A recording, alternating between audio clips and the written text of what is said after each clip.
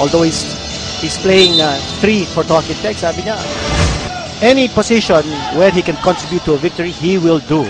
And his favorite players, of course, LeBron James, because he's that kind of player. He can play 2, 3, 4.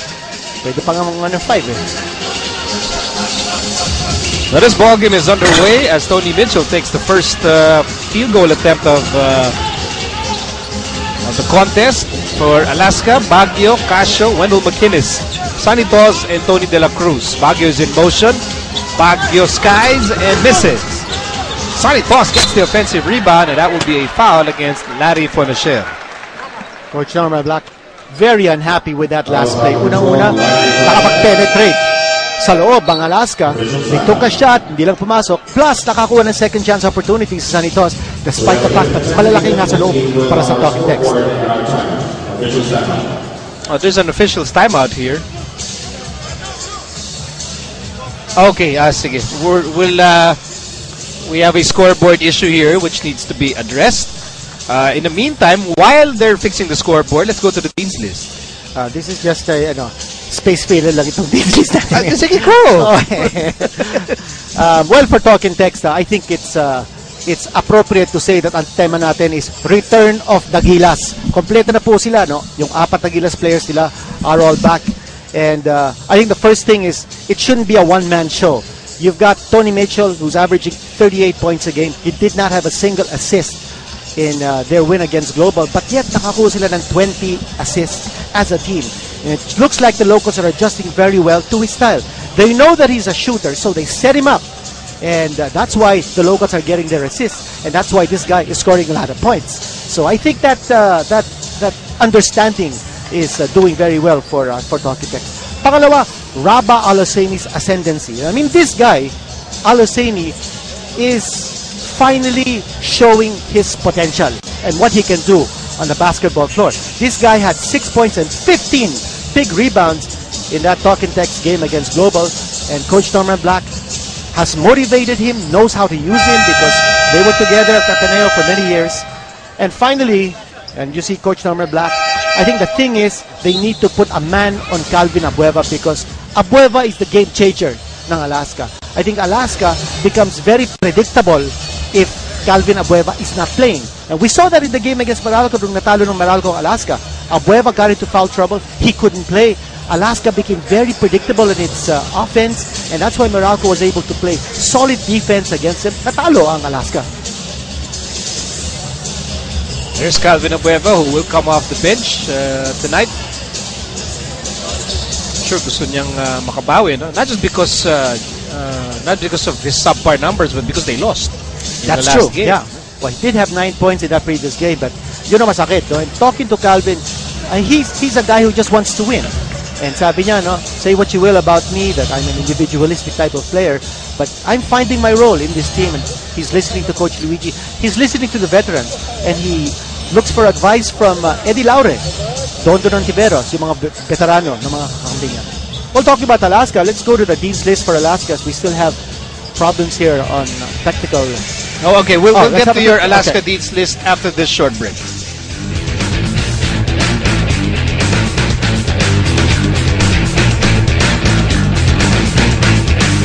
Be going at each other once again, and that's what makes it even more interesting. Let's send you now back to the floor, Miko Halili and the Dean Kinito Henson for the call. Thank you, Aaron and Richard, and thankfully we are back in business here. Yes. And then intriga yung mga pinag-uusapan nila, ni Aaron at si Richard. J.B. Casio to replace Jimmy Alapag. Tapos lalaban sila dito. Oh. Intriga yun. Maintrigero yung dalawa na yun. Mahekel na. Anyway, baka maban ako. We were about to usher in the Dean's List for Alaska. Yes, well, for Alaska, they have to overcome that hiccup. Yung hiccup nila when they lost to Meralco, McInnes has to be unchained. He has to find his position inside. And not only that, his teammates have to look for him and to make him get the touches so that he's back comfortable playing the way he should. And pangalawa, they need to go back on defense. Alaska was mauled in fast break points by Meralco 14-2, and they can't afford to be mauled in transition. by Talking Text. And finally, no predictability sa kanilang galaw on both ends. Talking Text, by the way, they are in their blue uniforms, and Alaska is in immaculate white as Larry misses that three. Ali Peak inside, yes. Yung talagang kinatawan ni Ali Peak. And that's what he is there for. He'll get you the offensive rebounds, he'll get you the putbacks, and that's a formidable front line that Coach Norman Black has. Al Husseini had 15 rebounds the last game. Ali Peak underneath the boards. They should be able to control this guy, McInnes, and see what he can do. And McInnes will take two here with that push from Ali Peak. Sino mas may malaking katawan? Si McInnes o si Ali Peak? Mas malapad yata si Peak. Kenito, you're asking the wrong person. For me, lahat nung nasa court, ang lalaki ng katawan niya. Ito si Mike Tyson lookalike. Mike Tyson lookalike? Oo, kita mo yung hugis ng yan, biceps. We had him as a guest last hindi naman kayo na-intimidate. Wednesday. Mabait. Sabagay, nakausap ko na din si Dressing Room. Mabait siya, and then he said that medyo nahihilig siya ngayon mag-shopping sa Green Hills. So lahat ng pasalubong niya galing Green Hills. Sabi ko, don't tell your friends. Baka alam nila kung ano yung Green Hills. Loko, McInnes is I like it there, Green Hills. It's great to shop there. Well, if Mike Tyson look-alike is McInnes, ito naman si Tony Mitchell looking at him closely. He looks like Denzel Washington. I do see it. I do see the resemblance. Ball goes out. And we'll go to Talking Text. We're at the 9:43 mark of the opening quarter. Mga Alaska 3-2. Ryan Reyes, yung hairstyle niya, after each game, it just becomes more 80s. 80s eh, no? And, we were talking about unpredictability in the league. Parang ganun din yung hairstyle ni Ryan Reyes. Very unpredictable. By the way, in this game, neither Jason Castro nor Jimmy Alapag started for Talking Text. They're two crack point guards. It's Ryan Reyes who's bringing the floor down for Talking Text. So, ito yung sinasabi natin kanina. I think Coach Norman wants to pace them. Pace the Gilas players. Huwag naman kagad, no? They'll be playing a lot of minutes. As Ali Peak connects, we totally understand. Norman wants to bring them in gradually. But this is not a long tournament. Well, I mean, you cannot take too long a time to get everyone on the same page. I think that's why Norman Black is very good. He's a calculating guy. He knows what he's doing in pacing his players. Mahirap din maubos yung kanyang mga Gilas players, or maybe they're not ready to go 100%. I think he's looking at peaking at the right time. And here's JB Casio with a foul. Foul is on 42, JV Casio. First personal against JV, and I think 3 free throws here. Well, that was a 3-point shot.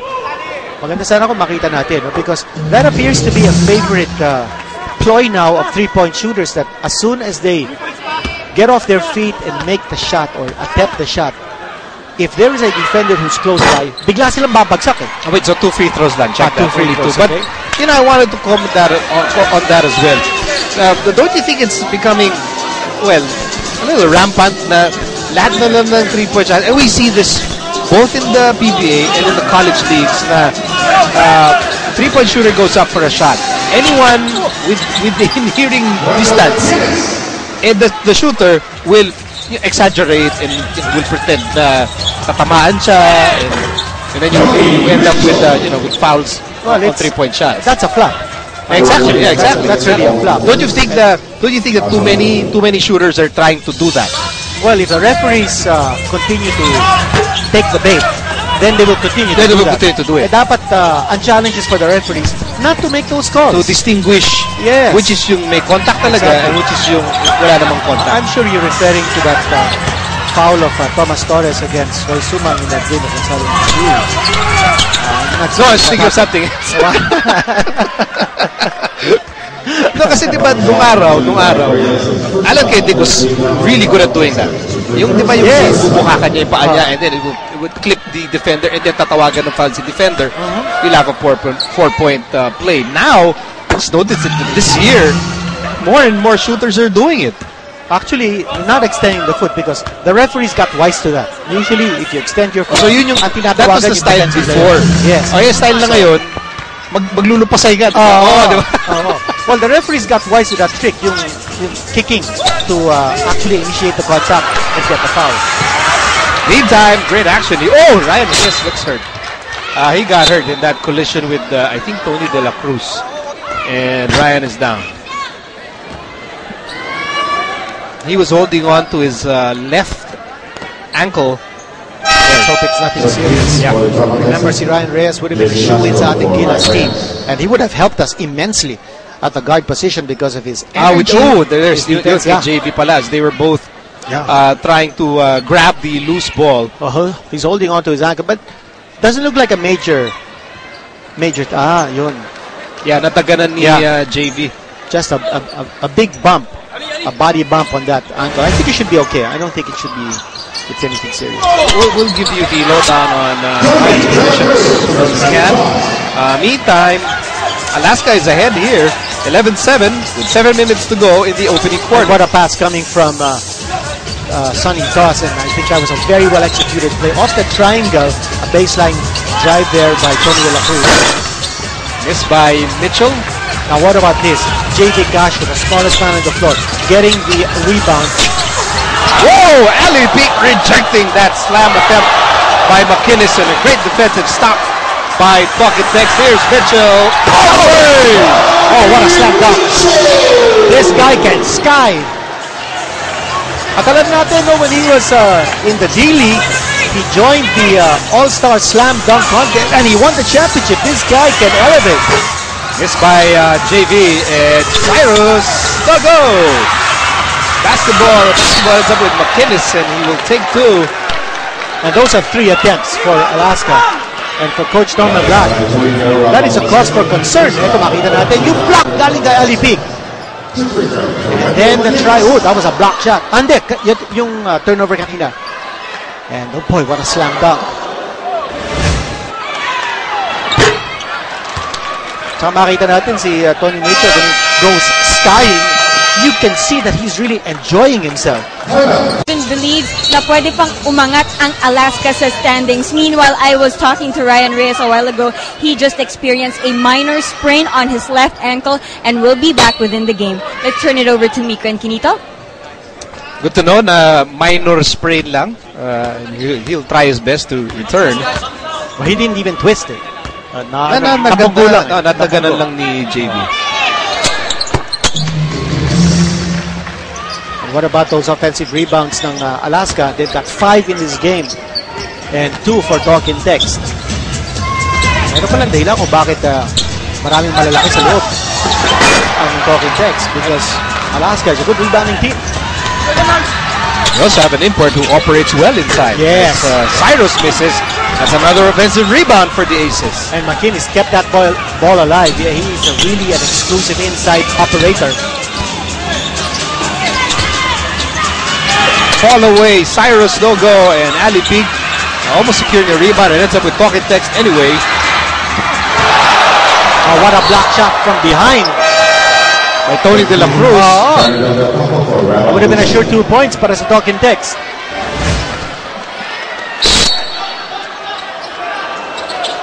Well, Tony Mitchell was already bobbling the basketball, but still, great defensive effort nonetheless by Tony De La Cruz. The transition defense was really good by Alaska that time. And the loose ball picked up here by J.D. Cascio. Aces up by 3 as we near the 5-minute mark of the opening period. Shot clock reads 13. The ball is tapped out by Ronaldel De Ocampo, who came in for Rabah Luceni. Head to shoot. Sonny has the ball. Hand off. JV firing away. And boxing out by Talking Text. And you can see that Talking Text binibig sa laro. Here's Castro. On the move. Kicks it out. Ranadel in and out. Alaska is not going to play that game, run and gun game. They're last place in the league in fast break points. They like to play the deliberate half-court set. And why not? They've got a guy like McInnes who operates very well inside the fifth of the rack.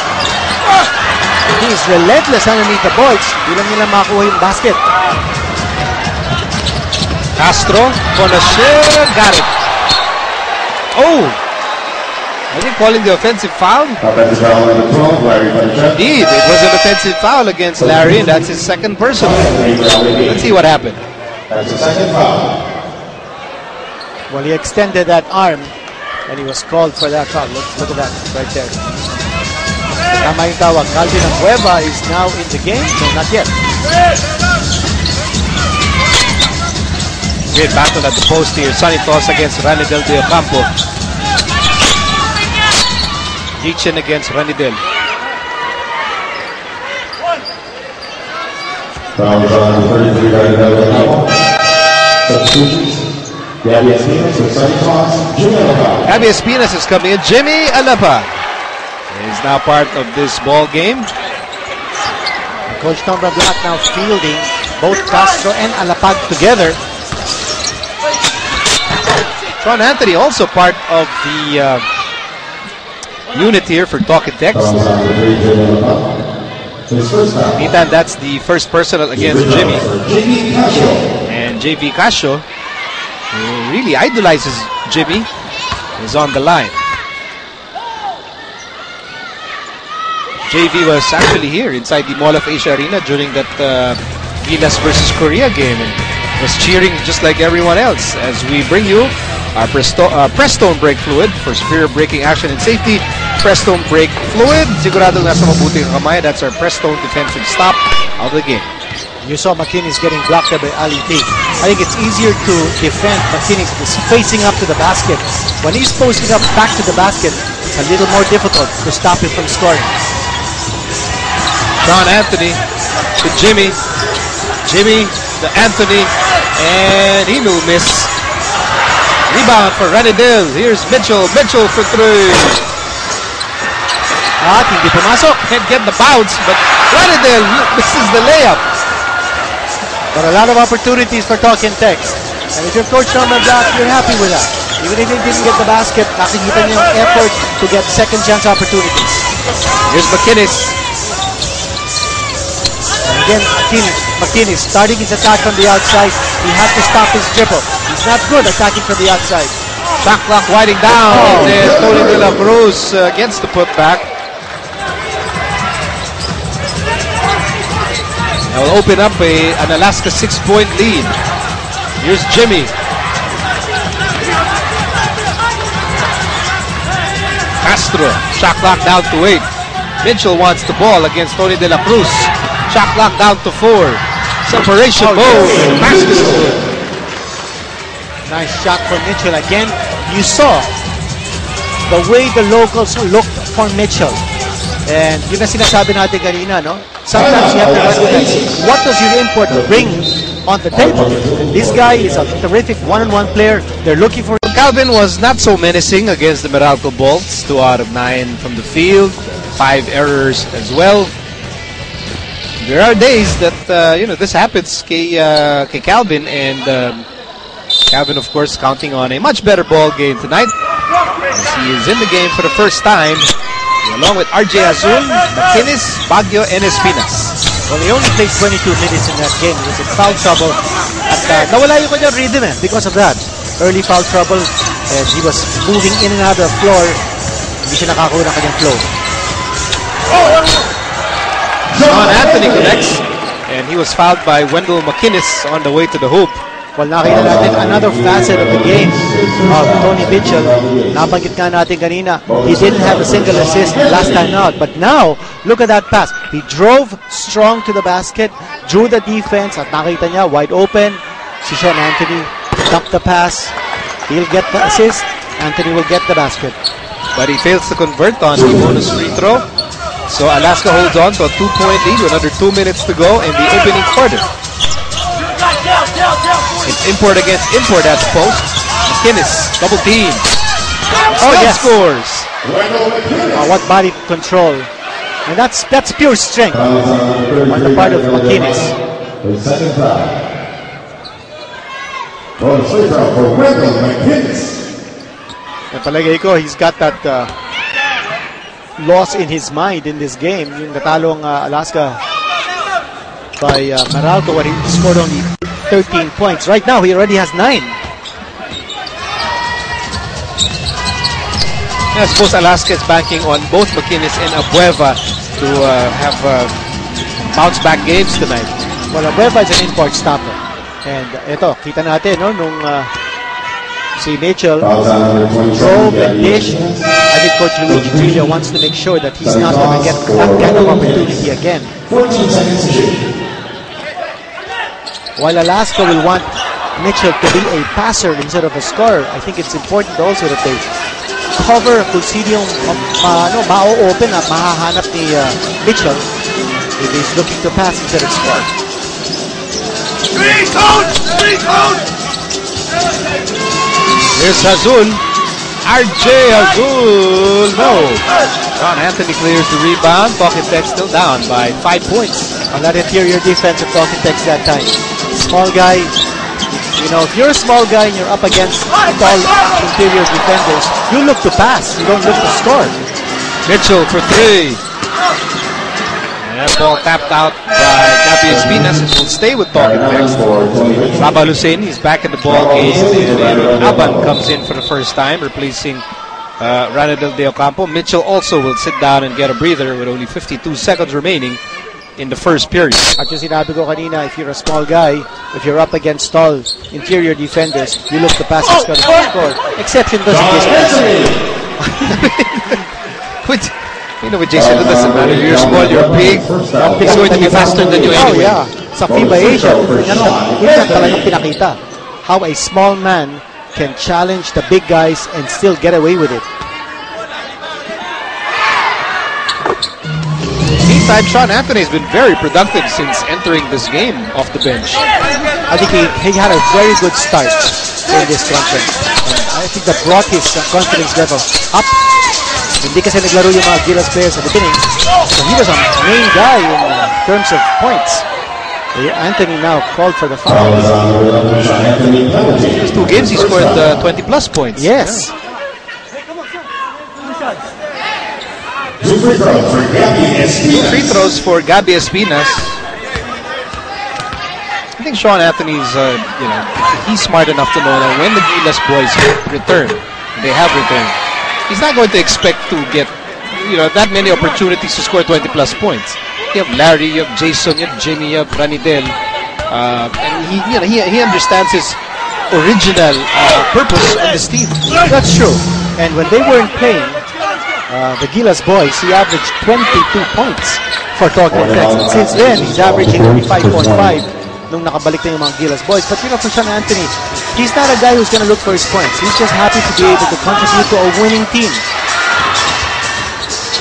Anthony, shot clock down to 8. Time winding down in the opening quarter. Rabah Al-Husseini comes up short. And the Beast has the basketball. Alaska on top by 3. The Aces can write the last sentence of the opening chapter.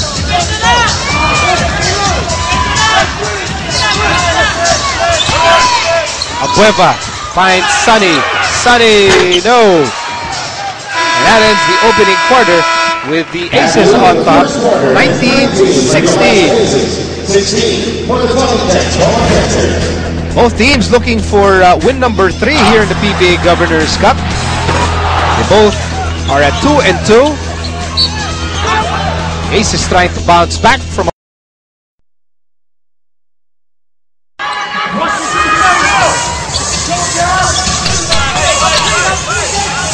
Welcome to the second quarter. Alaska versus Talking Tech. Miko Halili with El Dicano, Senor Quinito Henson, and Sel Guevara is the courtside reporter tonight as Dondon Ontiveros goes up and under, and Sunny with a rebound and a bucket. More second chance opportunities for Alaska that time. Talking Tech wants to pack the paint defensively. Why? Why do they want to do that? I think they're aware that Alaska is a very good offensive rebounding team, they want to take that advantage away, pero in that situation, hindi nga sila nakakuha ng defensive rebound. Sean Anthony for 3, and he is fouled taking a 3-point shot. You know, we were talking about Alaska being a good offensive rebounding. They're number 1 sa liga natin in terms of second chance points. Kaya naman na si Coach Norman Black alalang-alala, which is the reason why he started his game with a lot of big guys and still continuing to use big guys inside the game.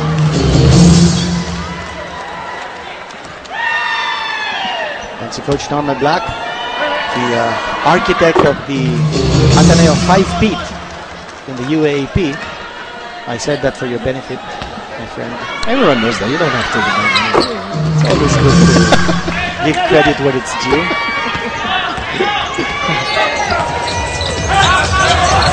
Careful, it might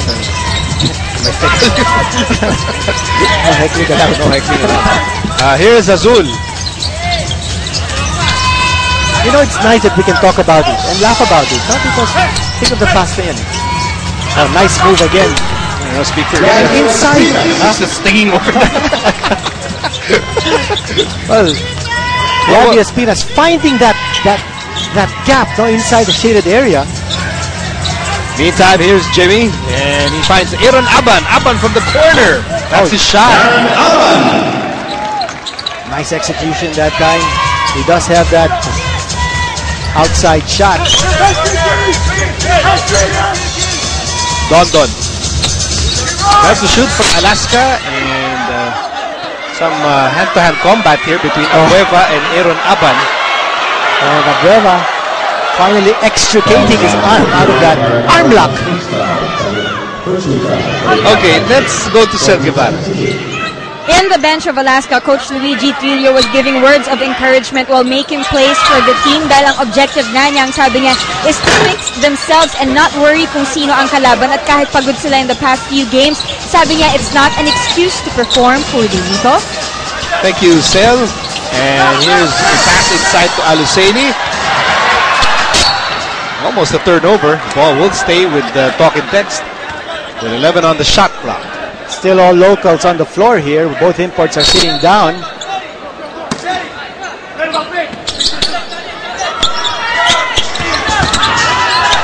Raba lost his balance. Could be a 3-second. Aban. I think Aban realizing that could have been a 3-second violation against Raba, kanya shinutin na kagad. Good decision on his part. Here's Azul. And now Espinas trying to shoot. We're tied at 23. Espinas with nowhere to go, but somehow scored. Right now, Alaska has the edge in size. They've got a lot of big guys, a lot of local bigs on the floor. Espinas, Calvin, and Sunny Toss. And they're getting their way inside the paint. So many inside operators here for the Aces. Espinas, Sunny, Calvin can also be considered one. For import, of course, Wendell McInnes. There's an offensive foul. Malaking bagay si Calvin Abueva dito sa Alaska. Nasabi nga natin kanina, Miko, because nagbabago ang laro ng Alaska. They become a team that is unpredictable when a guy as unpredictable as Abueva is on the floor. I mean, he can run the break. And Alaska is not a team that likes to run the break. He plays excellent defense. He can penetrate. He can dish. And he's a dervish inside the court. Shot clock down to 4, and Al Husseini will score. Nice pick and roll that time. And Al Husseini making good use of his height, and plus, he's got moves. I mean, he can set the pick, tapos bigla siya ka-atake sa loob on that roll. Hard to stop him. You don't trap the pick and roll. Meantime, Azul has the ball here. Shot clock down to 3. Lucky break here for the Aces. They're running out of time. At si Larry, hinawakan niya yung uniform ni RJ Azul. So, that shot clock will be reset to 14.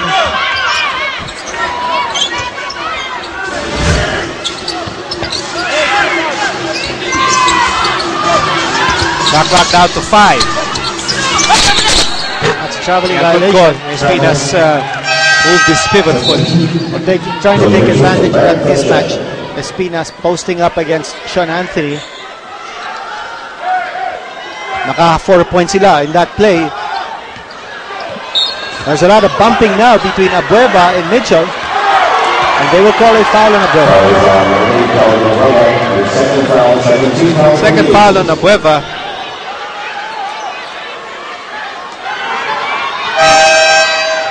I think it's impossible to have back-to-back volatile games in Wednesday, and then parang imposible, no? Probably won't happen, even if it involves Calvin. I don't know.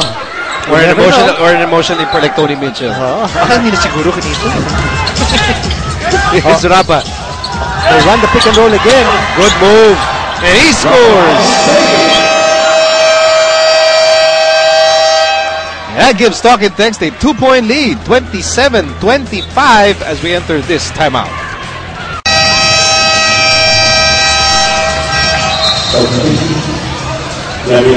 Back inside the Mall of Asia Arena, and Talk and Text now ahead 27-25 as we bring you our Kawasaki Rousing Fast Break, brought to you by Rouser 135 by Kawasaki.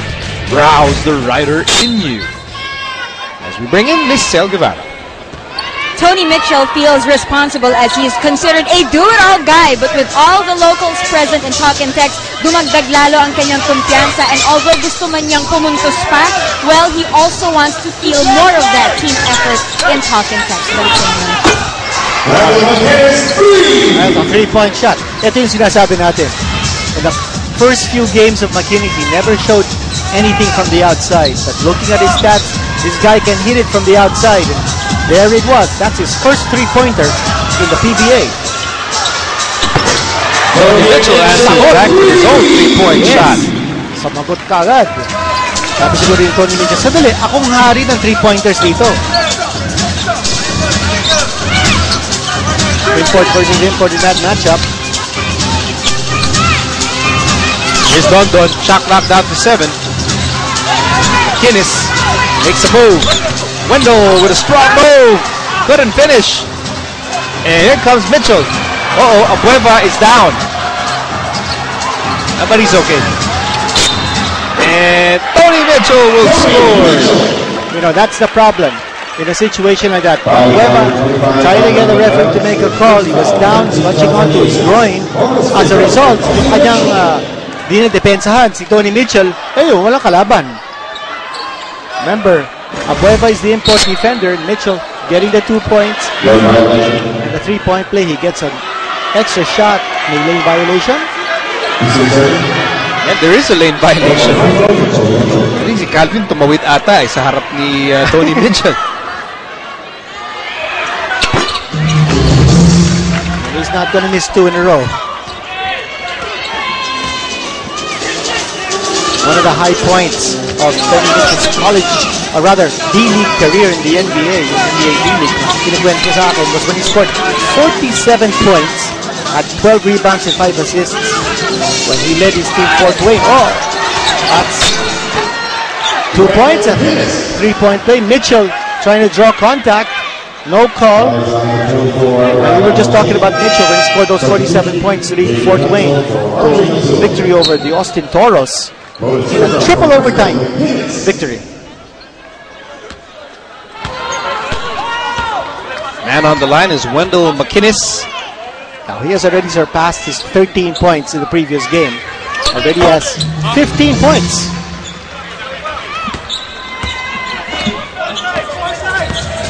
However, Talk and Text still ahead here, 33-31 as we near the halfway mark.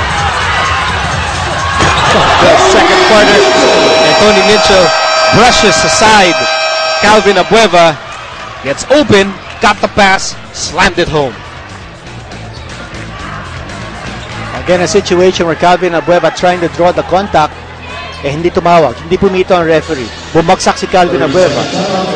And that's the danger. If you try to go the referee to make a call tapos hindi tatawag, babagsak ka, mawawala ang dinidepensahan mo. And that time, walang recovery on the part of Alaska.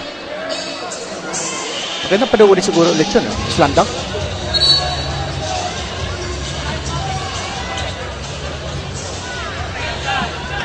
faster. We'll see that in a bit. As we say hello to our radio partners, 90.7 Love Radio, 101.1 Yes FM, 96.3 Easy Rock, and DZSR 918 Sports Radio. Of course, Commissioner Attorney Chito Salud and Mr. Willie Marshall watching the proceedings here. And JB goes to Calvin. Pero pinakita natin kanina, Jolly Escobar and Eric Reyes handling our radio broadcast. As Wendell McInnes is fouled while taking a three-point shot. Not a good foul there. I'm sure Coach Norma Black is going to say something there to Aaron Aban. Napakagat ni McInnes si Aban. It's a three-point attempt.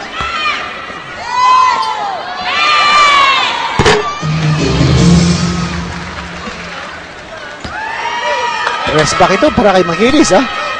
He came to play tonight. 16 points already. It's hard for an import to have success, bad games in succession. Ticket ang katapat mo. Ticket pa uwi.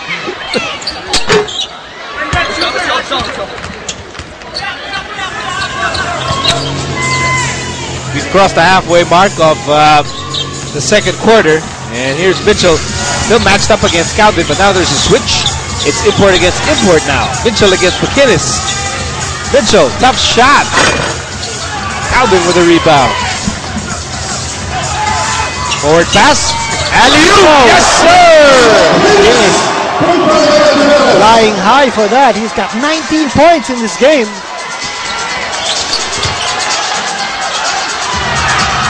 And Mitchell scores. And Tony Mitchell, pinagsasabihan si Calvin Abueva, you can't guard me. Ano kaya sinabi? Parang. Boy, he's chatting with Calvin. Oo. They're exchanging sweet nothing. Here's Abueva.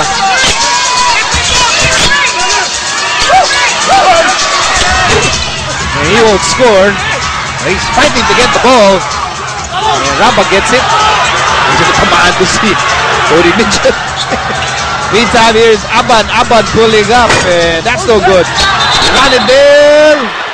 That's a foul. I think Ranidel pushed off. Yeah, he pushed on him. Action is very physical ngayon. Pag nandun si Calvin, talagang physical ang laro. Physical kung depensa, especially since he's matched up against Tony Mitchell.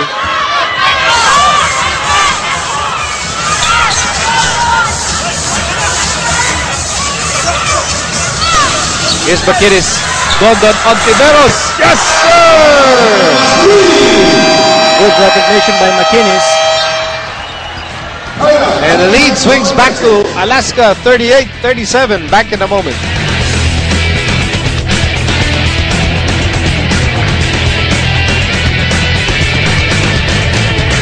Ready with your game face?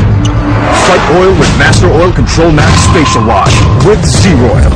That helps control oil for up to 8 hours, so you can put your game face on.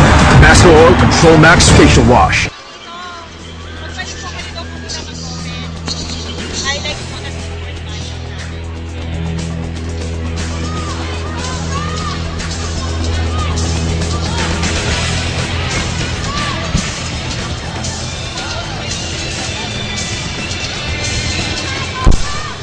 Okay mga kaibigan, balik tayo dito sa MOA Arena. And Alaska just getting back the lead, 38-37. Panoodin po natin some highlights of this game so far. Si Don Ontiveros, katitira na ng 3-pointer. Getting back the lead. Tony Mitchell, nagwawala dito sa ating second quarter. Ganun din si McInnes. You look at their matchup, 16 points for Mitchell, 19 for McInnes. Pareho sila isa 6 rebounds, isa 5. Okay. Pocket text now, may tanga ng bola. Kanina nagpasa na si Mitchell. That time, he passed it off to Sean Anthony na hindi pumasok ng tira niya galing sa labas. JB Casio, hindi pa nagpapakita rito halos. He's only got 1 point in this game. Nice drive from the baseline galing kay Don Ontiveros. 5 straight points coming from Don Don, all in this quarter. So under 4 minutes to go in the first half. Tony Mitchell over Abueva, and Mitchell connects. And they're still chatting with each other. Yeah, that's the way to beat a zone defense. Tony Mitchell, 19 points now, matching the total ni McKinnis. They're all tied up at 40. And here's Casio over to Espinas. Oh, yes. What a nice handoff. Again, si Espinas, playing decoy. Kanina maganda ang pinapakita niya of the post move. Hinanap niya yung kanyang import. Espinas, by the way, playing 5 here with McKinnis playing the 4 position. Oh, Mitchell scores again. Ito, nag-iinit na. He's taking some tough shots. Oh, yeah. He's making them. Yeah. Under duress. Well, this guy can score. He's averaging 38 points in his league. Abueva, back there. And the ball goes back to the Aces with 2.5 remaining in the second period. McKinnis inside, and he scores with a bonus free throw. But McKinnis, he's giving Alaska now both inside and outside points. Looking for the high percentage shot. Not only that, nakakuha siya ng foul from Tony Mitchell. If you're an import, that's what you want to do. Attack the opposing import, getting into foul trouble. Although Mitchell, iisa lang ang kanyang foul dito, but he needs to be challenged in defense. Ganun din na dapat gawin ni Mitchell. Ang problema, si McKinnis hindi dumidepensa kay Mitchell, and it's Calvin Abueva. Castro all the way. Oh, what a nice shot. That's his first field goal sa laro, but Jason Castro, he kept on making that kind of shot during the PBA Asian Championship against much bigger defenders. Espinas lost it, and then Calvin jumped from the outside to grab the ball, which is not allowed. Ali Peak back in the ball game. Raba will go back to the bench. Jimmy back in the game, kasama si Sean Anthony, Ali Peak, Jason Castro, and Tony Mitchell. Mitchell, by the way, with 21 points so far. Finds Jimmy, goes back to Mitchell. Mitchell against Ontiveros. Mitchell forces one up. Rebound ends up with Cyrus. Cyrus Baguio here, slowing things down. Gordon is open.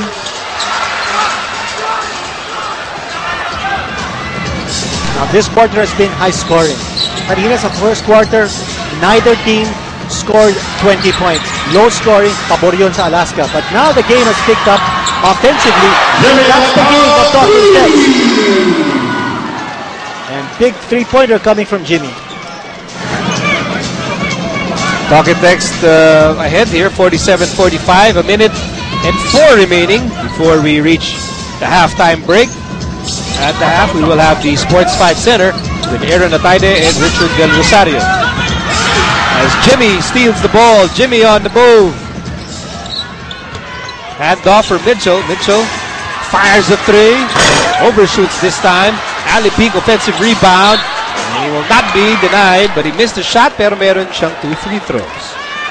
Offensive rebound galing kay Ali Peak. That weak side rebounding has been big here for Talking Text. For the second foul, 14 fouls for the Aces. 2 free throws for Ali Peak. Ali Peak with 4 points and 3 rebounds so far. Substitution.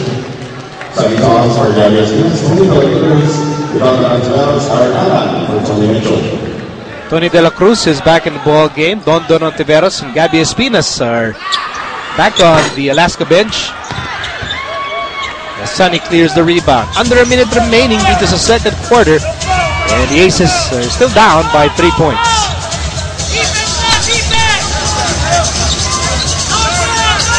Here's JV. Locates Sonny. Sonny, 15-footer. McKinnis with a rebound. Putback is good. He's just really strong underneath. Well, kung kumukuha ng puntos, si Mitchell sa labas. Ito naman si Makinis, kumukuha ng puntos sa loob. And while Mitchell is getting 3-pointers, ito naman si Makinis, nakaka 3-point play. 3-point play. So, they're canceling each other out, although now, nakakalabang na si Makinis in terms of points. Got 26, make that 27. And we're just in the first half. Right, and Mitchell has 21. Great scoring duel here between two very different imports. Extremely difficult and different. And si Makinis is not guarding Mitchell on one side of the floor. But sa kabila naman, it's import. Sometimes it's import versus import.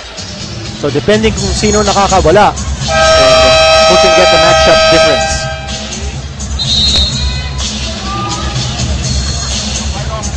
So we're all tied up at 48. 23 seconds remaining. And while we've gotten splendid performances from both imports, yung mga locals, Kinito, parang wala pa local from either side, with an outstanding performance as of the moment. That's true, and I think the locals are going to decide this game because if the imports balance each other out, kung sinong mas maraming puntos galing sa locals and good effort coming from the locals, yun naman nanalo dito. And so far among the locals, for talking text, is Sean Anthony showing the way with 8 points. At Alaska naman with 5 points apiece, si Gabi at saka si Don Don. 10 seconds remaining before the end of the second period. Jimmy, 4 seconds to go. Castro on the move. Castro! Oh, yes. Will they count it? No, it doesn't count. No, it doesn't count. Pumito na yung referee before the release.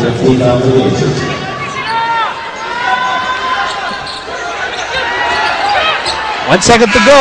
Larry fires. And that ends the first half. Both teams all tied up at 48. Rocket Tex led by as many as 5. Alaska led by as many as 6. But at the end of the first 2 quarters, we're all tied up at 48. These two teams likewise tied up in the team standings. Pareho silang 2 wins and 2 losses. Tony Mitchell so far leading the that he gave away. Sana intense performance din ang maisukli ng kanyang mga players. As for Talk and Text, they just have to keep things simple, keep the momentum while the locals have to be more productive. Nico? Thank you very much, Sel. So, Luigi, I'm not surprised that he was emotional at the half. It's turning out to be one of the more emotional coaches we have in the league as Cyrus Baguio gets started here in the second half. Well, maganda rin yung report ni Sel saying that the locals have to step up. No? It can't just be an import show because they might end up canceling each other out. Nakita natin sa second quarter, it was just import versus import. At parang nakatunganga na lang yung mga locals sa pinanunood nila, yung dalawang high-scoring imports. Yeah, that discussion midway through the first half that walang import from both sides na outstanding a performance tonight. Well, not yet at least. As Sonny spins and scores. A nice way to start the second half. 2 locals scoring for the Aces.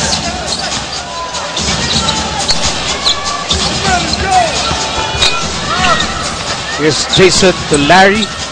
And Fonacher goes in and scores. That time, space opened up for Larry Fonacher because the ball was moving around. And when that ball was moving around, Alaska's defense also didn't know where the ball was going to. At mabilis makapasok si Larry Fonacher to take advantage of that one. Good move by Sonny, but just couldn't finish.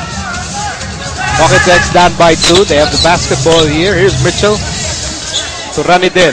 And now Castro. Castro zigzag off the glass. It's good.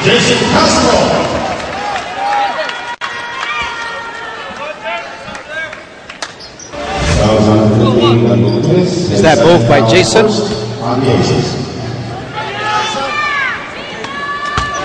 McInnes tagged with a second personal foul. Jason Castro could not complete the 3-point play. For Jason Castro, that's important. That he gets his offense going because he's their best penetrator. He's their creator. He's the guy who runs the dribble drive offense on Talking Text.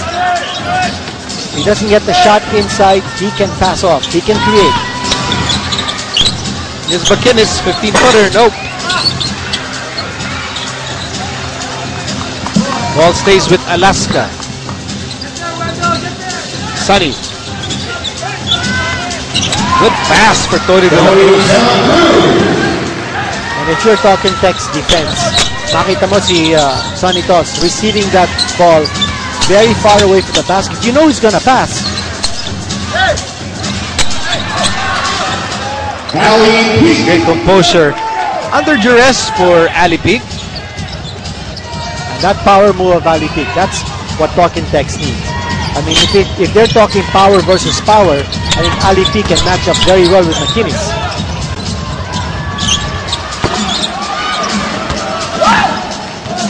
Missed three-pointer there for McKinnis. Here's Mitchell. Runner is no good. Oh, that shot. Putback goes in, but I think Tony De La Cruz had something to do with that putback as well. And credit the basket now to Randy Del Ocampo. That's his first field goal. So the lead is back with Talking Tex, 56-54. JB Casio ties the ball game.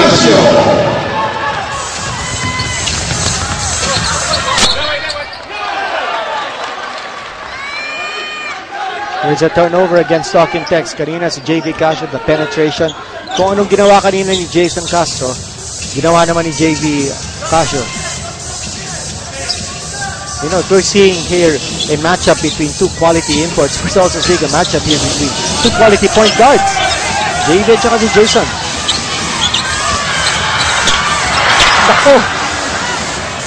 Good setup for Tony. Sumobra yung reverse left. You know, we might as well just say that it's a matchup between two quality teams and organizations. You talk it Tex with their multiple championships. Alaska recently winning a championship as well, and I think that's part of the reason why these two teams refuse to separate sa ating scoreboard. That's why we said kanina that something has to happen in this race. There will be one winner, one loser. Kanya ang tema natin, diborsyo. Bakit? Bakit naman divorce ka agad? Yes. Hindi mo pwede trial separation muna. Splitting of O kaya ways. call-off period muna. Walang ganun. Walang ganun sa PBA. Kampihan na kasi. Here's Sunny. Of course, Canito referring to the status of these two teams. They're all tied up in the team standings with 2 wins and 2 losses. Alaska now running that post play with Sonny Toss. And they're just waiting. Either double ba si Sonny Toss? Because if he's doubled, he'll pass to the guy cutting inside the shaded area. If not, he'll take the shot. Here's a Photon Strong Drive brought to you by Photon. Empower your business. Let's swing back to live action. Mitchell finds Castro, who finds Ranidel. Ranidel De Ocampo loses the ball, and it will stay with Talking Text. It's Tony De La Cruz's job now to defend Tony Mitchell. Nice. Almost a swipe by Larry Forashero. It was a great inbound play there for Talking Text, setting up Castro for that open layup.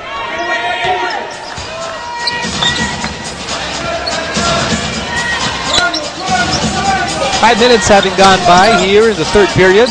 Talking Text on top by 4. And McKinnis scores again. He had 27 in the first half. Now he has 29. He can make it 30 with a bonus free throw. Well, against Meralco, McKinnis lost his aggressiveness because of the tough defense. For JV Casio. Hodge, pero dito, he's finding ways now to receive the ball. Kung against Meralco, hindi siya makahawak ng bola because he was posting up so low that the defense was easily taking care of him. Pero ngayon, he receives the ball a little bit outside of the shaded area, and then going one-on-one, he feels meron siyang advantage in terms of lateral quickness against Ali Peak. Nearing the halfway mark of the third quarter, Talking Text, their lead down to 1. And that's a foul by McKinnis. That's a 3-point shot. Foul line 15, Wendell McKinnis, his third foul, 13 foul for the Aces. 3 free throws for Ranidel De Ocampo. So 3 free throws for Ranidel De Ocampo.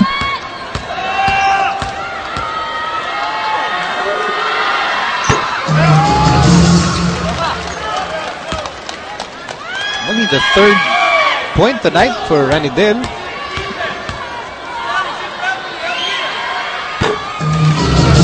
And we're seeing the coach Norman Black is spacing Jimmy Alapag, no? Kababalik lang. Exactly. That's what we expected. But so far, si Jimmy Alapag has taken only one shot from the floor in 12 minutes. And that was a three-pointer, which he connected.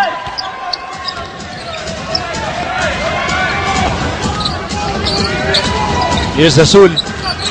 Alaska now down by 4. Good pass. Sunny actually doing a better job fielding the pass and scoring the basket. 6 points for Sunny. And Alaska very clearly, because of third period, they're going to the big guy. They're going to Sunny Toss.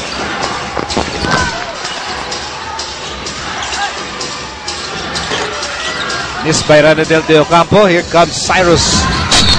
Preemptive foul given up by Jason Castro. Foul is on number 17, Jason Castro. His first foul, 17 on the Tropang, Texas. Cyrus Rupert.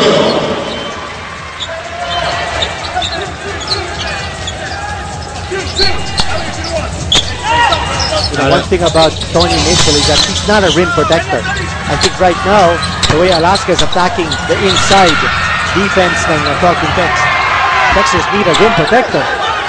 And shot clock continues to run for Talking Tex. 6 to shoot. Mitchell going post to post. And that basket won't count. Allison Sunny Toss. We all need this timeout. 5:37 remaining in the third. We're all tied up at 63.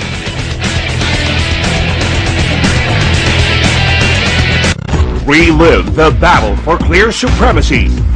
Take it back, shot! Oh, and it's in! As Phil Younghusband puts it in the back of the net, showing why he and his team are the reigning champions here at the Clear Dream match. Badoran trying to send it back into the middle. James, and it's in! What a goal from James Younghusband! Your winners of the 2013 Clear Dream Match, Team James! Watch the replay of the Clear Dream match on September 7th, Saturday, 9 p.m. here on Action TV.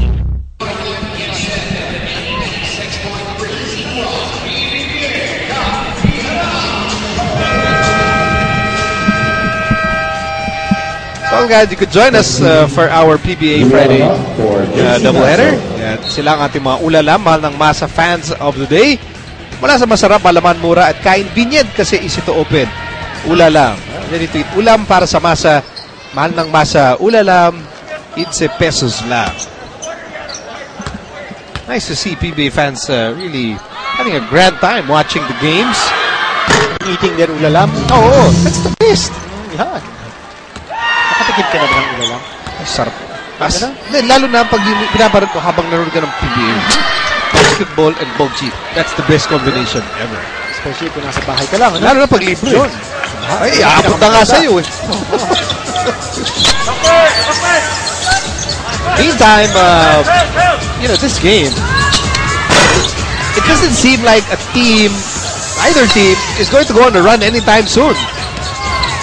It's gone, you know, it's gone seesaw since the start of this game.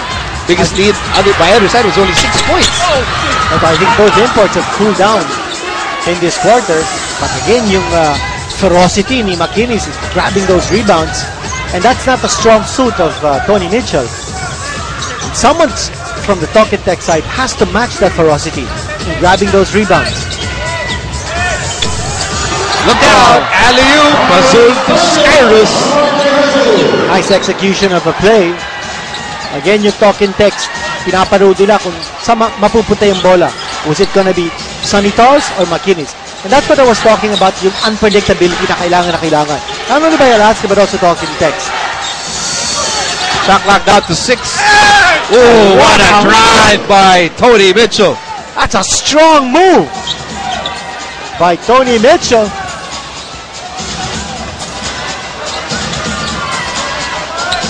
Tony Mitchell with 24 points. Here's McKinnis. Makinis inside. He's got 32 points now. I mean, this guy's going berserk. Ali B connects. These two teams are just answering each other basket for basket, Kinito. You know, that kind of game suits soccer because it's wide open, it's a shootout, at yung depensa ng Alaska, hindi natin masyado nakikita dito. You know, I was doing some calculations early, and before that, let's turn it over to Sel Guevara. Okay, Sel. Masyado nang pinabibilis ng talk and text ang takbo ng laro. That is why Coach Luigi Trillo wants his players to make more stops. Pero may paalala din siya na huwag naman magkalat sa court. Nico? Thank you, Sel. Let's go to your calculations. Well, yun we pointed it out, pinupunto rin natin that yung talk and text talaga pinipinto nila yung laro. And as a result, yung depensa ng Alaska hindi masyadong nakakapagporma. And my calculations show that in the 2 wins of Talk and Text, they've averaged 110 points. But in their 2 losses, they averaged 92. So that's an 18-point differential. Talk and Text really likes it high scoring. Here's a second chance opportunity for Alasani.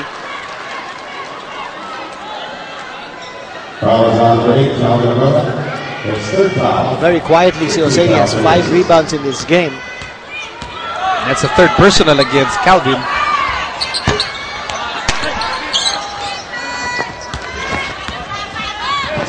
So 1-point ball game here in the remaining moments of the third quarter. Rocket Text up by a precarious point. That ball goes out. It will stay with the Alaska Aces. Both teams very careful with their possessions. Ang Rocket Text nakaka-8 turnovers lamang. No? Alaska even better. Nakakalima lang sila. Missed by Espinas. Sean Anthony could not secure the ball. Here's Baguio. Baguio on the move. Baguio all the way! At may kasama pang foul doon. And Cyrus Baguio, that's what he does best. Open court situation. And bringing the ball down the middle, which is the way you should do it. Beautiful. Behind the back. And then the improvisation going to his right side. And they're completing the 3-point play. Scintillating 3-point play. And we're talking text. Here's our Photon Strong Drive. Brought to you by Photon. Empower your business. Take a ride on the Skyrus Express. That's a virtuoso play.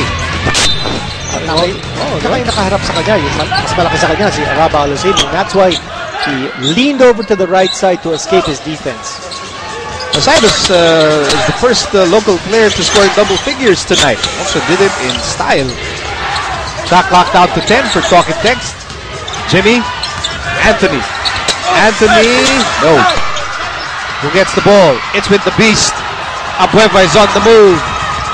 Baguio. Here's Hazul for 3. Good box out by Aaron Aban. And now the blur is on the move, but Hazul was quick to foul Jason Castro. That's a penalty situation ng Alaska. So Castro's going to go to the line. 2 free throws for Jason Castro. 2 free throws for Jason. But si Jason parang hindi pinapawisan. Parang fresh na fresh, oh. Oh? Hindi na daw kasi ganun kalalaki yung mga nadaanan niya. Wala na nga daddy. Wala na kasi si Daddy Hadadi. Pero si Daddy Hadadi, nasa PBA siya. Meron din mami sa sa United. Ito kaya kung magsama yung dalawa, sa Daddy at mami. Oo.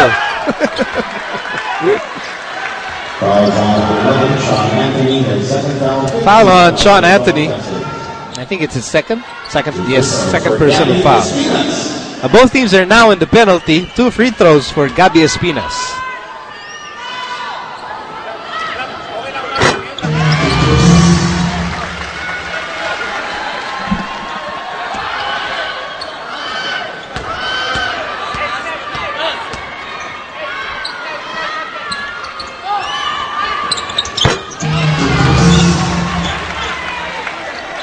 Seven points for Gabi. Don't be shy. If you're that pretty, you shouldn't cover your face. Tayo ba nagpapakita sa TV? As Jimmy fires and misses, and Abueva with another rebound. Abueva racing down court. And hold on. Sabi ni referee Reyante. Wait a minute. Foul on Jason. Yeah. Ang talking text. So Calvin Abueva will be at the line. Abueva in this game still scoreless. We were looking at two individuals who were looking to bounce back from subpar games. Once McInnes, obviously, bawing-bawi na siya dun sa bad game niya nung huli. Relatively bad game. And then si Abueva, as he misses that time, and Espinas will score. Yung hindi pa gumagawa talaga. Of course, ang hirap ng assignment niya in the first half. He had to guard Tony Mincho. Exactly. At that time, nakakuha na naman ng offensive rebound ng Alaska, and they're playing without McInnes on the floor. Yep, they're on top, 77-71. Here's Sean Anthony. Kick out, Castro. Want to shoot. Castro, no. That's a push coming from Raba Alusay. Abueva making sure the referee spotted it. So fourth personal against Aluseni. And now 2 free throws for Abueva. So the remaining time here in the third quarter will be extended because of the penalty situation against both teams. And something that Alaska has taken full advantage of as they've built their biggest lead of the ball game. Tony Mitchell checking back in for talking text. Kailangan nila makabawi dito. Alaska stretched this lead now to 8. So Calvin with 3 points tonight.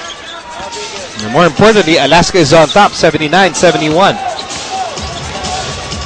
1 minute and 10 to go in the third. Tony Mitchell, where's he going? 1 against 5. No problem. Mahirap matira yun. Tony Mitchell, the youngest of 5 kids. Has 3 brothers and 1 sister. And ginikwento niya sa akin that he chose he chose to play for Alabama over schools like South Carolina, Connecticut.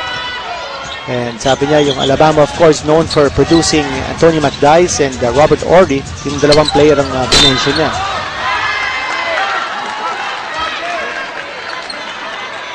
Foul is on number 3, Jimmy on the clock, penalty. That's his second Foul is on Jimmy. So as we said, hahaba itong remaining moments ng third quarter. And it's Alaska that's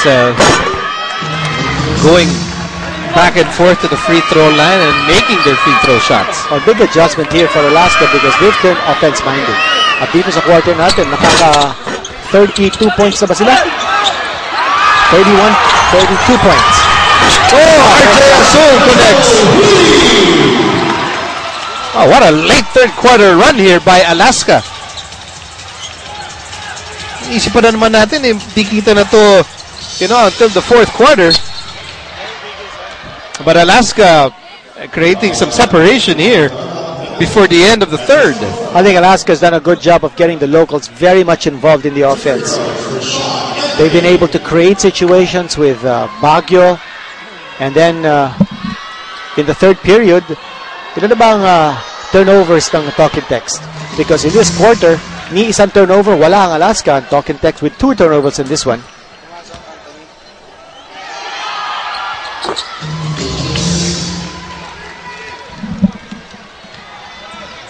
So time winding down here in the third. Alaska getting the better of talking text here in the third period. Azul made a 3-pointer earlier. Pasa, Sunny. Good fake. Excellent move by Sunny Tos. Nice pump fake. Had 2 talking text players flying. At meron siyang 3-point play opportunity. Ito sinasabi natin about getting the locals involved. In this situation, hindi man lang naka-eksena yung iba, no? Because they were very focused. And McInnes is sitting on the bench, and what a luxury for Coach Luigi Trillo that yung import niya nagpapahinga. while his locals are getting the job done. And Sunny completes a 3-point play with 22.7 seconds remaining here in the third. Ito, nagpe-press pa ang Alaska. Trying to make sure that hindi makapuntos dito ang Talking Text as time winding down. 9 seconds to go. They're looking for their import. Yep.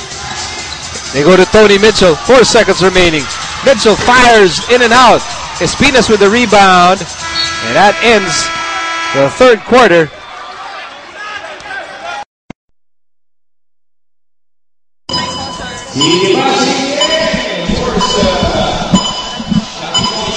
There were one more quarter to go dito sa Mall of Asia Arena. At mapaparoon na din ang PBA sa pinakabagong channel sa Pay TV.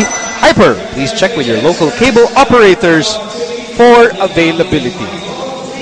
Well, kanina pinag-uusapan natin si Cyrus Baguio na pumutok for 9 points in the third period.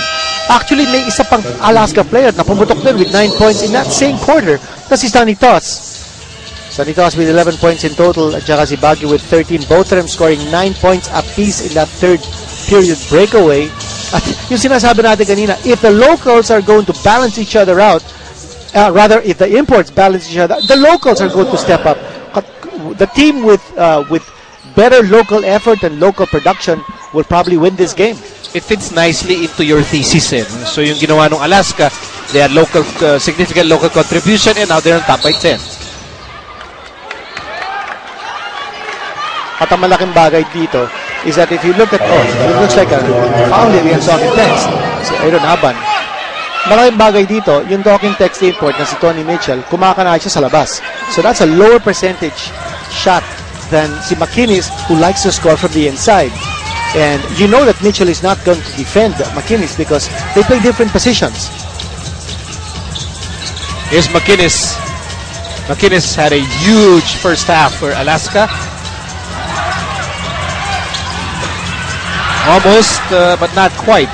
At that time, Ali Pick doing a good job of moving McInnes away from his comfort zone. Medyo malayo yung tira niya, no? With that jump hook. Tony Mitchell for 3. Long rebound. McInnes trying for an ambitious forward pass for RJ Azul, which does not materialize. And if you're Alaska, you want to do that. Yan ang laro ng Talking Text, ng takbuhan on here's Alapat. So they paid dearly for that. Hindi sila naka-score, naka-turnover sila because nagmadali sila. And talking of Alaska, tapos nakabalik naman ng Talking Text with a 3-pointer.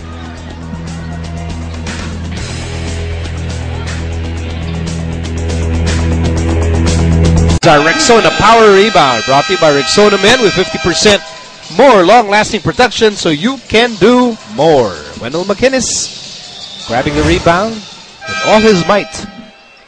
Right now, McInnes with 32 points. Well, mentioned nag-cool off siya, no, sa third period. He actually had 18 points in the second period alone.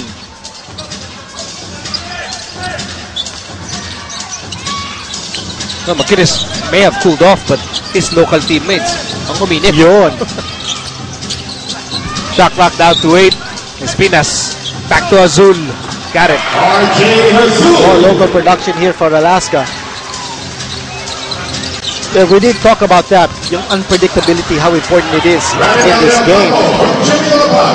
If Talking Text is thinking that Alaska is just going to go exclusively to McInnes and the inside, well, makes a big difference. You take a look at what has happened here. Ang locals, actually, they're almost the same.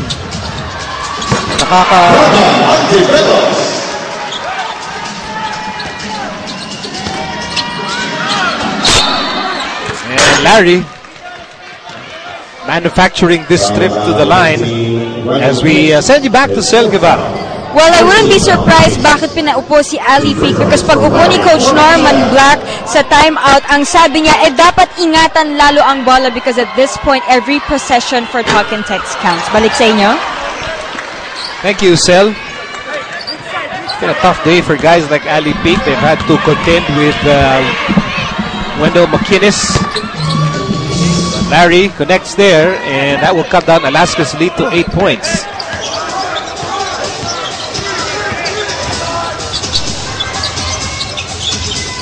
Shot clock reads 13. Dondon scored moments ago. Being harassed here by Fonacher. Shot clock down to 6.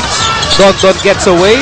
His dish is interrupted by Ranidel de Ocampo. The ball will stay with Alaska. However, they only have 2 seconds to work with.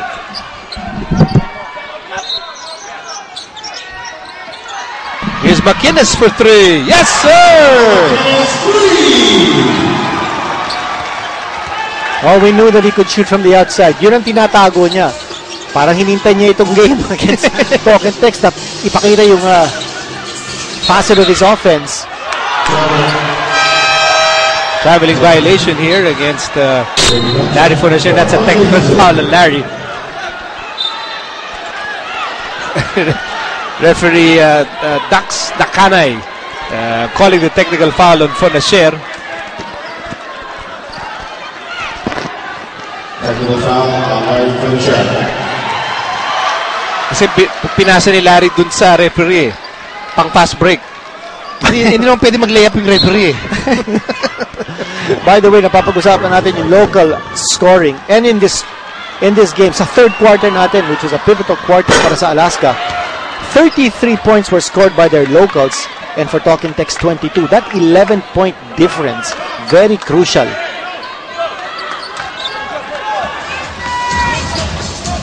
By the way, Alaska is ahead right now by exactly that number, 11 points. Casio, McInnes, blocked by Ranidel. And Tony De La Cruz picking up the loose ball. Diyan mo nakikita yung sipag ni Tony De La Cruz. Palagi natin doon for the possible putback, for the loose ball recovery.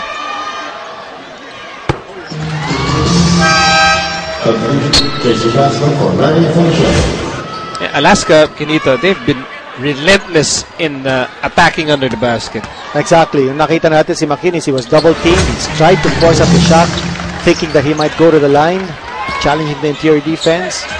And when that happened, nagkaroon ng loose ball since dalawang dumedepensa sa kanya, nakawala tuloy si Tony De La Cruz. Castro, shot clock down to 9. Castro back in the ball game. Sends it to De Ocampo. Ranidel fires and scores. And that's a big one. For Talking Text, you need some good outside sniping at this point. Still a 10-point Alaska lead with 8.5 remaining in the fourth. There's McInnes again. Missed that time. Harvey Carey with a rebound. Jimmy is pushing. Finds Ranidel. He will score. And basket is good. That's Ranidel with a 3-point play in the offense. Kanina naka 3-point shot siya. Ito yung rally na hinahanap ni Coach Norman Black. And again, the locals are getting it done. Di pa nakaka-score dito si Mitchell. Speaking of locals getting it done, Ranidel de Ocampo with 5 straight points here. Could be 6. Ranidel nakaka 12 points na. Didn't score in the first half.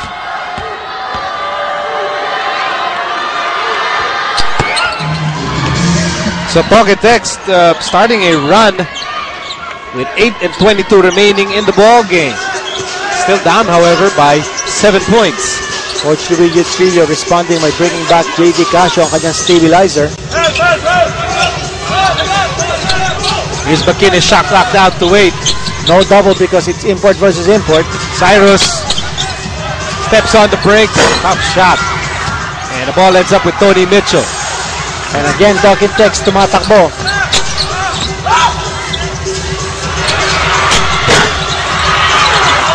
That's another rebound for McInnes. He has 11 rebounds tonight. Well, it's a tough assignment here for Ranidel de Ocampo, who has to play the 5 position. Guarding, I think he's guarding Sonny. And right now, here's Dondon posting up Jimmy, and Dondon connects. With 7:28 to go in the fourth, Alaska on top, 97-88.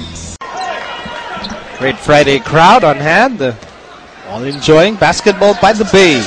Here inside the Mall of Asia Arena, PBA Friday here. Bucketex and Alaska squaring off. Mitchell, nope, alley-oop won't work. Here's Baguio in the open court. And Baguio will step on the breaks.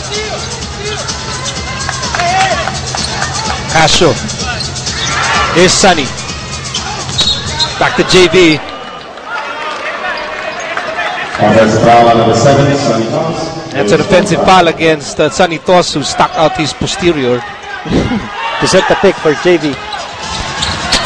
Whoa! Wendell McKinnis grabbing that ball away, and Sonny with another shot block, and Tony Mitchell with nowhere to go. Here's JV Casio. A tough defense here by Alaska. Last touch on Ranedel de Ocampo. What a frustrating sequence here for Tony Mitchell. And that's a block shot, but there was contact prior to that. And then he will get blocked again, this time by Sonny Toss from behind. Now you notice that it's import versus import. Talking text now realizing that when they double McKinnis, nakakawala yung mga locals ng Alaska. So now they have Mitchell against McKinnis on defense. Single coverage. And everybody staying home on their men.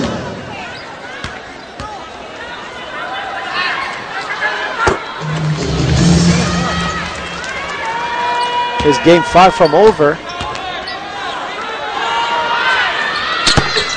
2 for 2 for Jason Castro. It's a 7-point ball game with 6.5 to go in the fourth.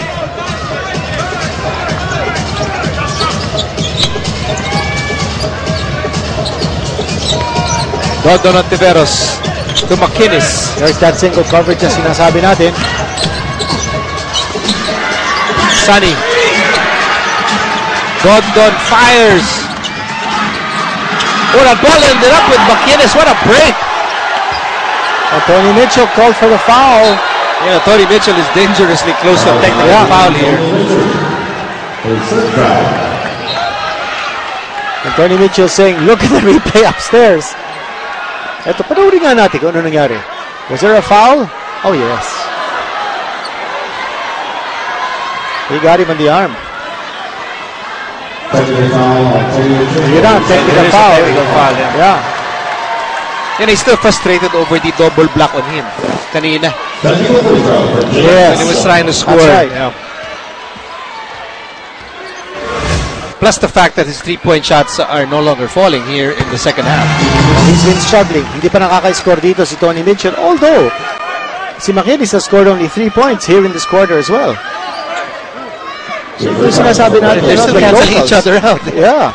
The locals are the ones deciding this. Which is the way you want it, no? In a game, in the third conference. Dapat naman yung mga locals, magpakita. It can't just be an all-import show. In fact, sa ating Dean's List,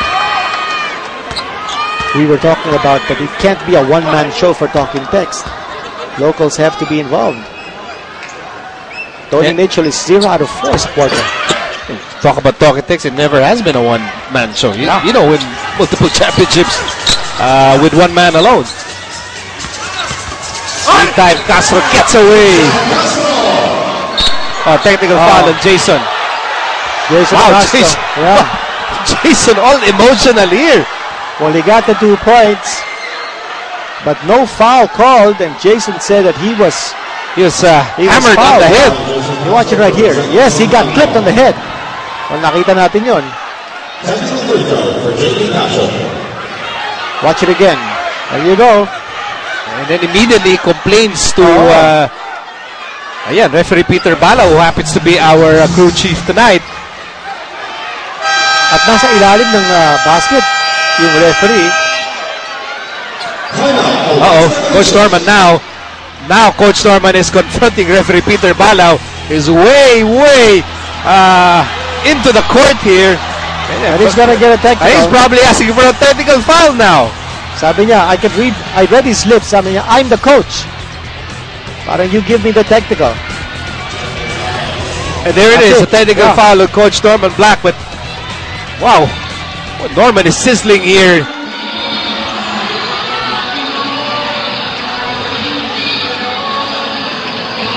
Somebody has to pull Norman back to the bench. Well, Sel Guevara is right there. And she's keeping quiet.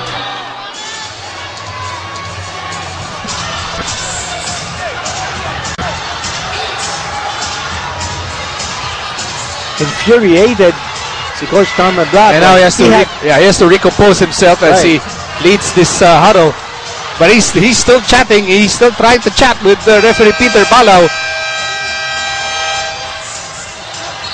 Now he's looking to fire up his players. And if you're Alaska, you just need to play composed. Makita ulit natin dito. Looks like he was really clipped on the head. Nag-react nga dun, no? You know. And he lost his balance because he was in mid-air when he was clipped. And it's a technical by Peter Balao because, Jason was visibly upset. The technical free throw converted by JV Casio because of the technical against Coach Norman Black. And with 5:52 to go, this game is getting more interesting by the minute. Although, when you look at the score, Alaska very much ahead. Sel, what do you have for us? A lot of heat on the talk and text bench. Itong si Coach Norman Black was getting mad sa court kanina. Sabi niya, I am the coach. Sabi niya sa referee, why are you ignoring me? But habang nangyayari yan, Jimmy Alapag is keeping the team together, saying that they have a lot of time. Balik sa inyo. You know, he's right. There is a lot of time in this basketball game. 5:30 to go. Ito nakakuha ng turnover ng talk and text. It's important that they get those turnovers. And after they get the turnovers, they have to push the ball. Because that's their game. Here's Castro. Ranidel De Ocampo for 3. Ranidel now with 16 points. 11 here in this period. Dondon is in trouble there. He traveled. Is hemmed in by Larry Fonacher. A good defense that time. Yeah. So now it's just a 6-point game. Castro, 5 minutes to go in the fourth. Mitchell, back to Castro. Castro 1-on-1 against Sonny Toss. Mismatch, and he got it. And Jason Castro knew exactly what he wanted. After he released, hinarap niya yung bola ulit eh. Hiningin niya yung bola because he knew that he could take Sonny Toss in that switch in a drive to the basket. At saka nasa labas si Sonny Toss. Siya yung shot blocker ng Alaska. Good creative move by Cyrus Baguio. Baguio's playing big here. Oh yeah, 15 points. But here's Tony Mitchell. He can't get the layup. Oh, Mitchell is getting frustrated here. Has not scored in this quarter. Oh, look out. McInnes sends it out to Baguio. 6-point ball game for Alaska, 103-97 as we approach the last 4 minutes of the payoff period. JV Casio for 3. Rebound para kay Castro. Here's Jimmy. Jimmy on the move, and he will take 2.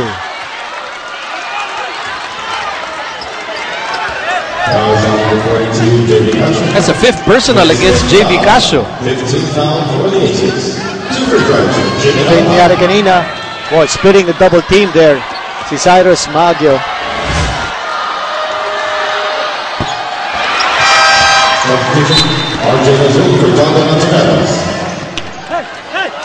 Coach Luigi Trillo hoping that Alaska gets win number 3 tonight.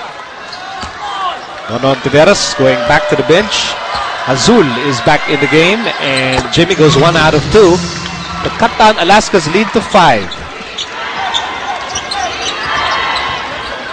Casio, Azul, McInnes, Baguio, and Sonny Toss. That's the Alaska unit on the floor. Here's JV nursing 5 fouls. Sonny against Ranidel De Ocampo. 8 to shoot for Alaska. Sonny waves off everyone else. He wants Ranidel 1-on-1, but he misses, but there's a foul. Coach Norman Black has 4 Gilas players on the floor at the same time with Tony Mitchell. Mitchell has not scored here in the 4th period.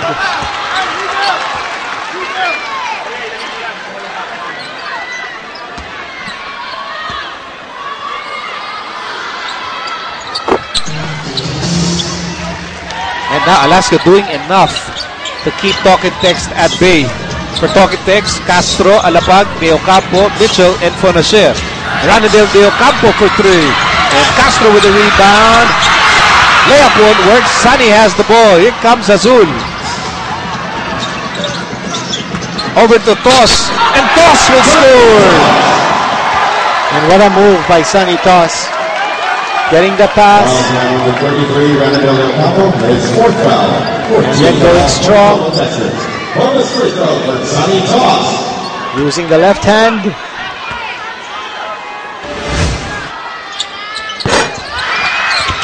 Luigi Trillo responding to this combination ng Toquitex of Alapag and Castro together by also putting his 2-point guards at the same time, si Hasul at saka si JV. Pero binabantayan ni Hasul is Fonacier. It's a very small lineup that Alaska has on the floor. With that layup by Mitchell, it's back to a 6-point game with 3 minutes remaining in the fourth.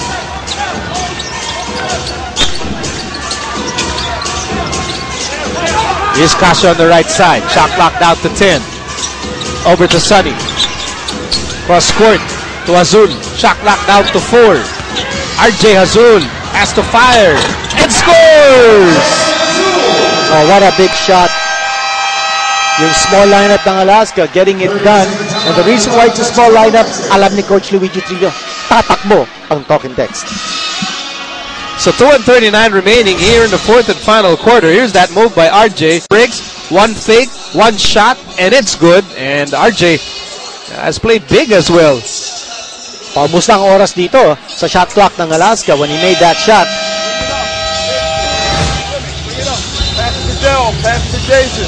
And now Toquitex looking for a way to erase this 8-point deficit with 2:39 remaining in the ball game.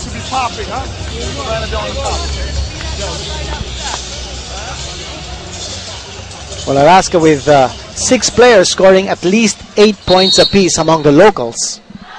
And that has been big, yung contribution ng mga locals for Alaska. Here's RJ Azul with 8 points tonight. And a timely basket just moments ago. Castro. Toquitex down by 8. Here's De Ocampo for 3. Whoa, look out!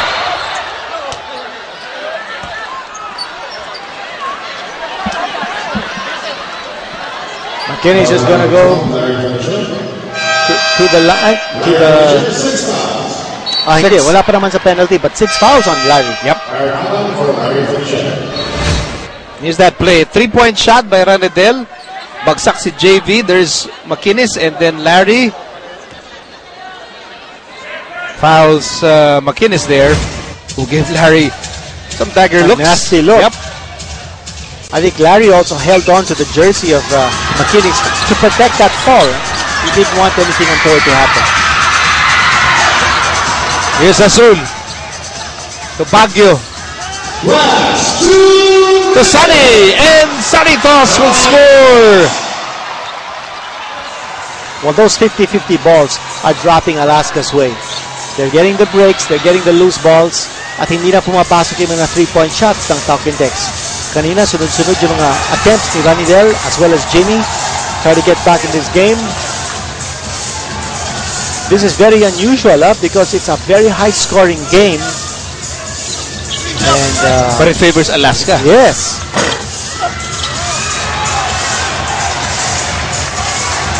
One minute and 25 to go. The Aces with the basketball and a 10-point lead. By the way, si Calvin Abueva na we don't see here in the finishing lineup ng Alaska with 3 points but 11 rebounds. Let's see how Toquitex responds here. Tony Mitchell will take 2.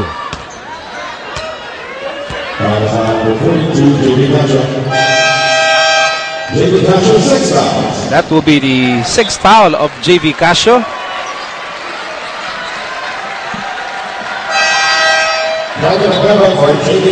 Calvin Abueva checks in for JV Casio.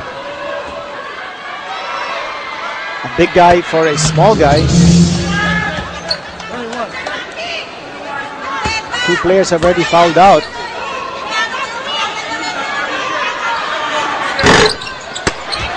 This rebound number 12. Ricardo Napueva. Who makes it a point to be in double figures in rebounding. Oh, what about Wendell McKinnis? He was like a battering ram in this game. 38 points, that's a career high para sa kanya here in the PBA. I mean, it's not like Togetex lacks the interior defenders, the wide bodies. They have Rabba Luceni, Ali Peak, Renedel De Ocampo, but well, McKinnis was just a handful for Togetex tonight. Oh, I think in the third period, that's what turned it around, because the locals of Alaska outscored the locals of Togetex by 11. That was when Togetex was double teaming McKinnis, and that's why the locals got involved in the offense in a big way. Kanya naman nag-adjust si Coach Norman Black sa fourth period when he was doing single coverage, Mitchell against McKinnis, but not enough. I think the locals really got the momentum because of the third quarter. Cyrus Bakke had that big third quarter, scoring 9 points in the third. Malaking bagay din yung contribution ng Sonny Toss. Yeah. As Cyrus uncorks. So Togetex, they will slide down to 2 and 3 as Castro goes to Aban, and Aban fires and makes it. While Alaska will move up to 3 and 2. Based on the thesis of the Dean, kung sinong local crew ang kokonekta, that team will win. And that certainly happened to the Alaska Aces tonight. Oh, without a doubt.